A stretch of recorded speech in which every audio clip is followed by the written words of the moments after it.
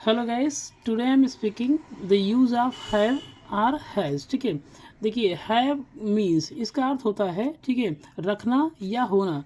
जब plural number बहुवचन करता जैसे आई वी यू दे आदि सब्जेक्ट के साथ किसी व्यक्ति या वस्तु का होना या रखना पाया जाता है तो हैव का प्रयोग किया जाता है।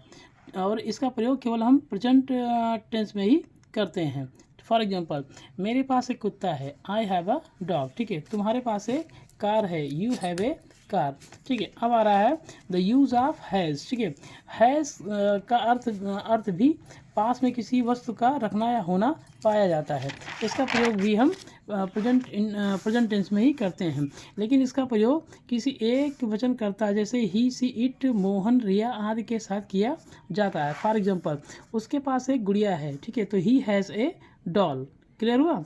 अब आ रहा है रिया के पास एक गाय है, रिया हैज़ ए काऊ। ठीक है, अब बात आ रही है यूज़ ऑफ हैड। ठीक है, ये पास्ट जो है पास्ट टेंस में प्रयोग किया जाता है। ठीक है, यूज़ ऑफ हैड मीन्स, ठीक है, इसका अर्थ भी भूतकाल में किसी वस्तु या व्यक्ति का पास में रखना या होना पाया जाता है। फॉर एग्जाम्पल, उसके पास एक कार थी, ही हैड ए कार।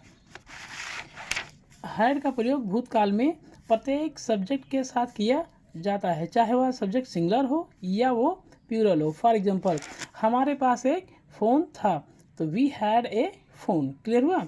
अब आ रहा है यूज़ ऑफ विल हैव। ठीक है, विल हैव। ठीक है, will have means will have का अर्थ विल हैव का प्रयोग हम तब करते हैं जब भविष्य में किसी वस्तु या व्यक्ति का होना या पाया जाएगा। जब भविष्य में किसी व्यक्ति के पास किसी वस्तु का होना पाया जाएगा तो हम प्रत्येक सब्जेक्ट, चाहे वह सिंगुलर नंबर हो या प्लूरल नंबर हो, प्रत्येक के साथ विल हैव का प्रयोग किया जाएगा। ठीक है, और इनके साथ जो है वर्ड की फर्स्ट फॉर्म का ही प्रयोग किया जाता है। फॉर एग्जांपल, उसके पास एक कार होगी, she will have a car.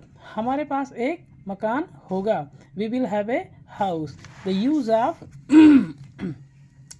Of can have, इसका अर्थ होता है किसी व्यक्ति के पास किसी वस्तु का हो सकना पाया जा सकता है। ठीक है, उसके पास एक कार हो सकती है, इसका मतलब होता है शक्ति सकता, ऐसे वर्ड आते हैं।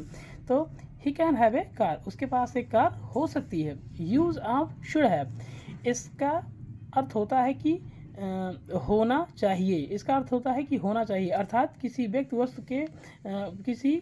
व्यक्ति के पास किसी वस्तु का होना चाहिए। फॉर एग्जाम्पल, उसके पास एक कार होनी चाहिए। ठीक है, तो क्या हो जाएगा, he should have a car.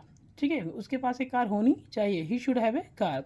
Use of, ठीक है, use of use to have. ठीक है, यूज टू का प्रयोग कहाँ करते हैं, मीन्स इसका प्रयोग हम किसी व्यक्ति के पास किसी वस्तु का हुआ करती थी ऐसा पाया जाता है। फॉर एग्जाम्पल, मेरे पास एक कार हुआ करती थी, I used to have a car. Clear हुआ। Thanks for watching.